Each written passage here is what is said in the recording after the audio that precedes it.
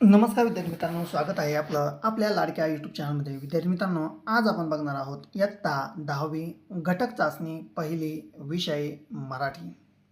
एकूण 40 गुणांचा आपला पेपर असणार आहे आणि यासाठी आपल्याला वेळ आहे 2 तास. एकूण 4 पेजपणे पाहणार आहोत. आपल्याला जर याचे उत्तर हवे असतील तर कमेंटमध्ये फक्त उत्तर एवढा शब्द टाकायचा आहे. मी आपल्यासाठी उत्तरांसहित ही प्रश्नपत्रिका पुन्हा घेऊन येईल.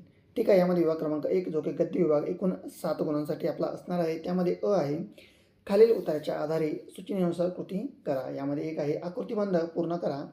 वसंत ऋतूतील महिने आपल्याला इथे सांगायचे, तर पहिला आहे फाल्गुन आणि 2 महिने आपल्याला इथे लिहायचे आहेत. त्यानंतर यामध्ये 2 आहे, चैत्राला दिलेली 2 नावे लिहायची आहेत. चैत्राला इथे 2 नावे दिलेली आहेत, ते आपण इथे दोघी नावे इथे आपण लिहायची आहेत. एकूण दोघंही प्रश्न एका गुणासाठी आपल्याला देण्यात येथे आलेले आहेत. यानंतर आपल्याला जो पद्य उत्तर दिलेला आहे तर तो आपण व्यवस्थितपणे यामध्ये वाचायचा आहे. जैसे ऋतुपतीचे द्वार, वनश्री निरंतर, ओळगे फलभार लावणीसी. व्यवस्थितपणे संपूर्ण उत्तर आपण यामध्ये वाचायचा आहे. यानंतर यामध्ये 3 चौकटी पूर्ण करायच्या आहेत. पुढील उत्तर यामध्ये बघा, एकूण 2 गुणांसाठी पहिला, वसंत ऋतूचा आत्मा असलेला महिना. 2, गच्च फुलपानांनी डवरलेले व मधुरसाने भरलेले फळांनी लागलेले वनश्रीचा महिना. यानंतर 3, गहिऱ्या गुलाबी पानांच्या रेशीम पताका नाचवणारे झाड. आणि 4, गडद गुलाबी गेंद्यांनी खच्चून भरलेली वेल. ठीक आहे. हे 4 आपल्याला एका शब्दामध्ये ते उत्तर लिहायचे आहेत. यानंतर यामध्ये 4 असणार आहे, स्वमत अभिव्यक्ती म्हणजेच स्वतःच्या मनाने यामध्ये उत्तर आपल्याला लिहायचं आहे.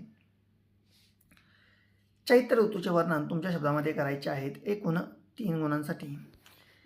यानंतर आपला सुरू होईल विभाग क्रमांक 2 जो की असणार आहे पद्य विभाग. त्यामध्ये खालील कवितेच्या आधारे सूचनेनुसार कृती करा. 1, आकृतिबंध पूर्ण करा. वस्तूंची माणसांसारखी असणारी वैशिष्ट्ये आपल्याला यामध्ये लिहायची आहेत. एकूण 2 वैशिष्ट्ये ही आपल्याला सांगायची आहेत. आपल्याला इथे जो पद्य उत्तर दिलेला आहे तो आपण व्यवस्थितपणे यामध्ये वाचायचा आहे.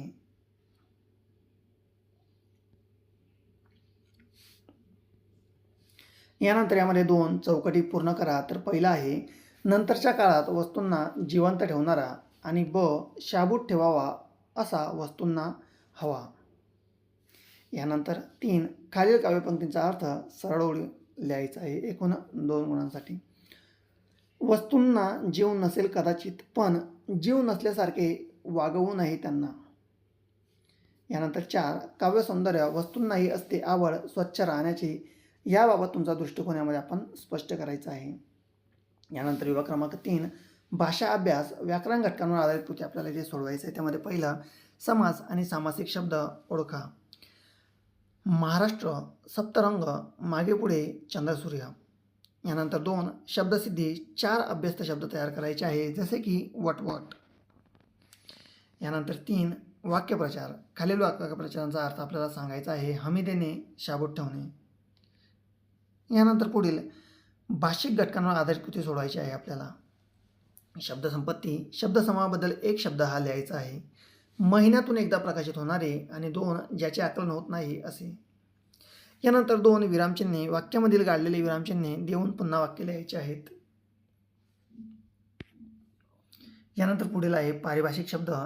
इंग्रजी पारिभाषिक शब्दांसाठी अचूक मराठी शब्द हा लिहायचा आहे. सुपरवायझर आणि मोबाईल. विद्यार्थी मित्रांनो, व्हिडिओ आवडल्यास व्हिडिओला लाईक करायचं आहे. आणि हो, आपण जर चॅनलवर नवीन असाल तर चॅनलला मात्र सबस्क्राईब करायचं आहे. विद्यार्थी मित्रांनो, आपला हा फक्त प्रॅक्टिस सेट पेपर होता, आपण हेही लक्षात ठेवा.